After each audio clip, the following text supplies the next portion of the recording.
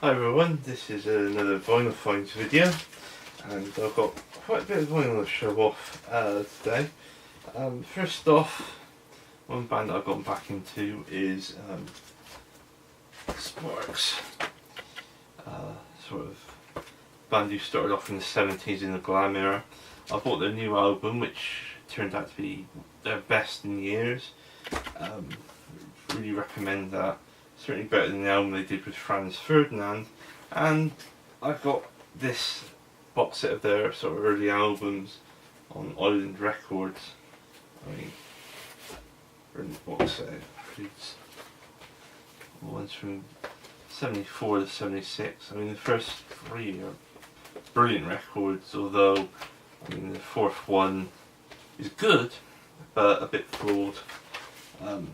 So I'm really pleased to have this. It's one of those box sets that's really sort of escalating in value, so I was glad to get what I did and got it from their sort of official web store.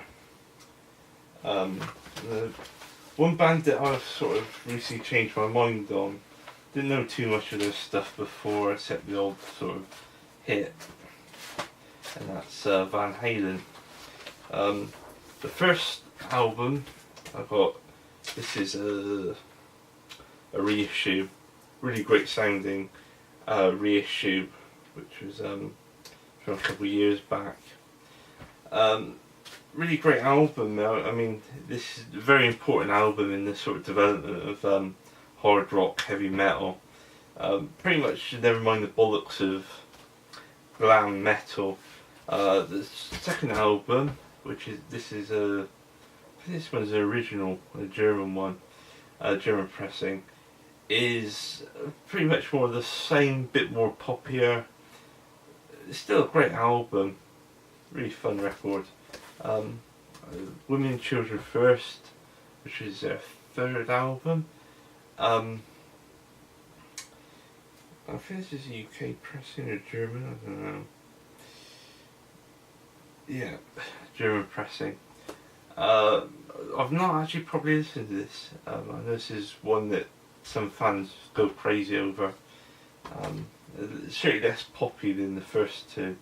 In 1984, which this is a reissue. And this one also is from 2015. Yeah, this one sounds equally great as well. Really pleased with this one. And this one's a great album. The track Drop Dead Legs is probably my favourite. Probably one of the more straight up rock ones on that album.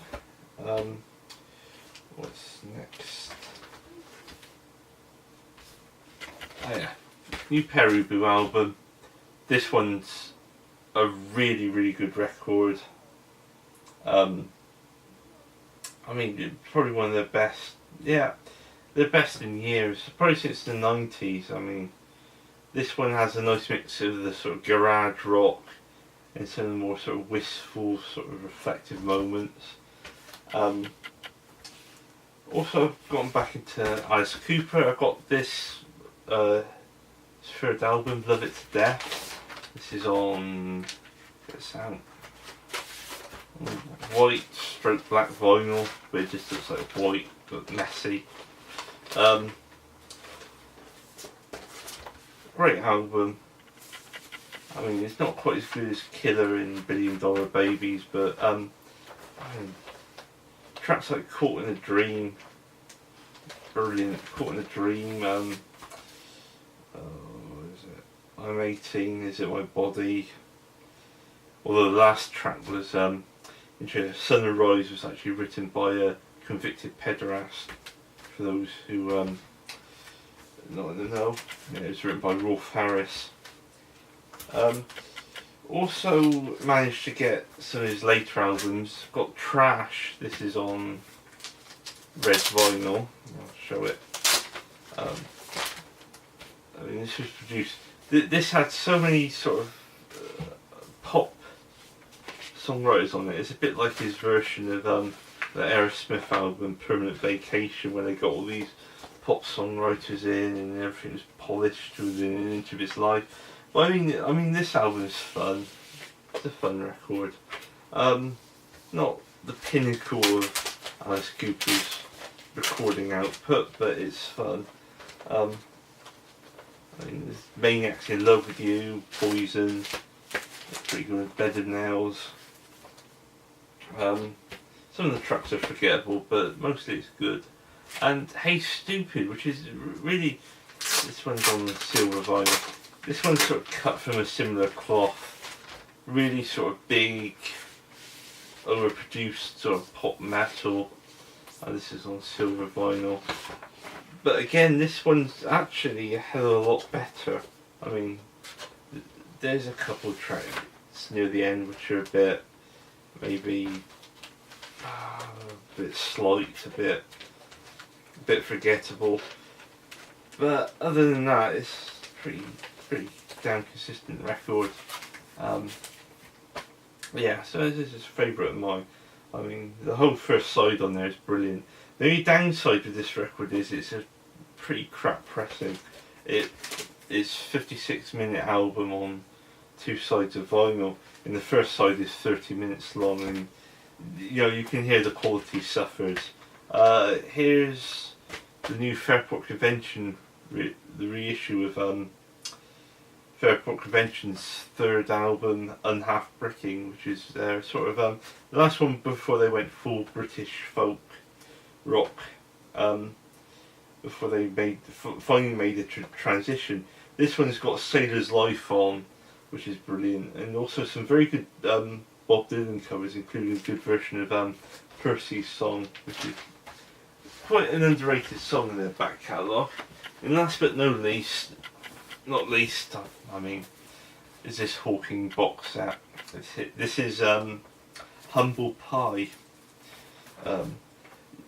Usually I'm not too knowledgeable about this group, but I'm a big fan of the Small Faces. Steve Marriott is probably one of my favourite singers. Really great blue-eyed soul singer.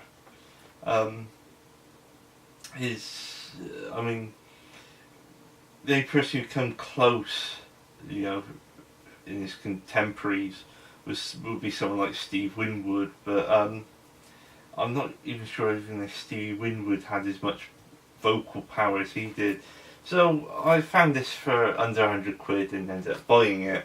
I was a bit unsure because I'm not that knowledgeable. All I knew about their music was that they did a really good version of Black Coffee, the Ike Turner song, and 30 Days in the Hole was on Grand Theft Auto. But this is 9 LPs. I mean, the first 2 was Peter Frampton on a really good, really underrated albums. They're a bit meat and potatoes, but this is a live album. It's not as good.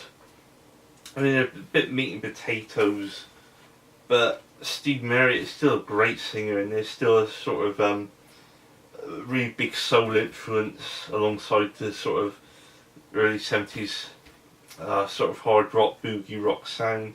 I mean, Smoking is their biggest album. I mean, the first side of this is pretty damn brilliant. Second is a bit hit and miss. I mean the live album is alright, but it's a bit. I don't like the side 2 and side 3 where they go into sort of long, sort of boring blues jams. Eat It is a pretty underrated record. It's got Black Coffee on there. Some really sort of good folkier sort of material, which sort of harks back to when Frampton was sort of in the band.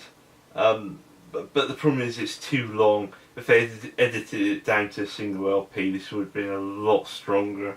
And also I think Stephen Merritt was doing far too much cocaine at the time. And the last 2, Thunderbox and Street Rats, are pretty mediocre records. There's maybe a couple decent songs on each. But all in all, I was sort of happy with that, despite spending a silly amount of money on it. I mean, really sort of humble pie and underrated band. I think they sort of screwed up their full potential because they had the crap management and bad drug addictions. But yeah, really underrated band. So that's about it for this for now. I've got some more stuff coming through later. There's a big Husker Du box set which I'm looking forward to getting. Also, there's some Lee Hazelwood reissues. There's his best album, Requiem for an Almost Lady, coming out, so I'm hoping to get that. But apart from that, that's all I want to get this month. So hopefully in a month and a half's time, or a month, I might do another update. But until then, goodbye.